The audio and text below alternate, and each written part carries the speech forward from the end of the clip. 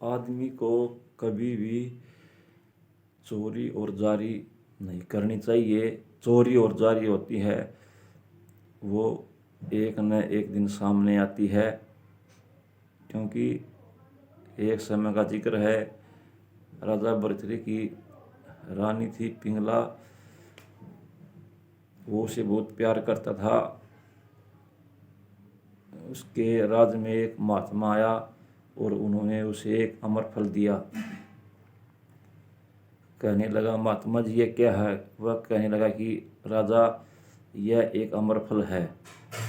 क्योंकि वह महात्मा भी उसे संसार में अमर फल तो एक ही होता है, लेकिन वो देखना चाहते थे भी यह अमर फल कोई खा पाएगा या नहीं। वो परीक्षा ले रहा था।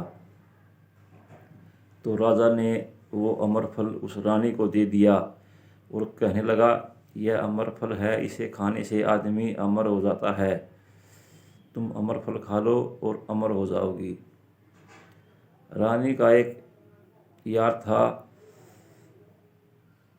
उसने वो अमर फल अपने यार को दे दिया और उसने कहा, यह क्या है? उसने कहा, यह अमर फल है, इसे खाने से आदमी अमर हो जाता है।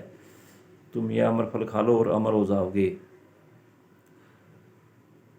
तो वो एक नाचने वाली के कोठे पर जाता था। उसने वह अमर फल उसको दे दिया और नाचने वाली ने कहा, यह क्या है? उसने कहा, यह एक अमर फल है, इसे खाने से आदमी अमर हो जाता है।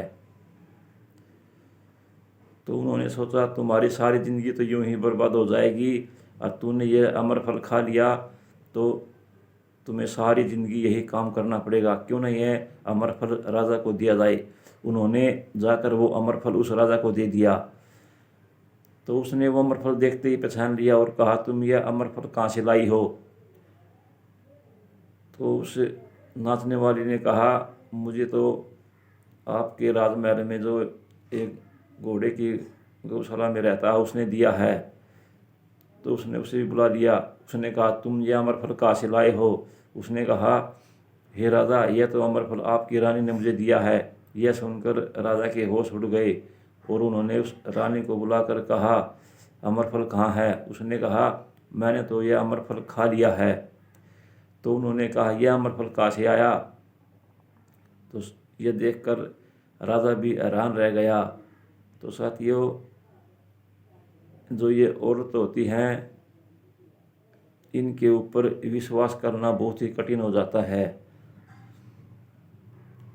क्योंकि औरत ऐसी जात होती है जो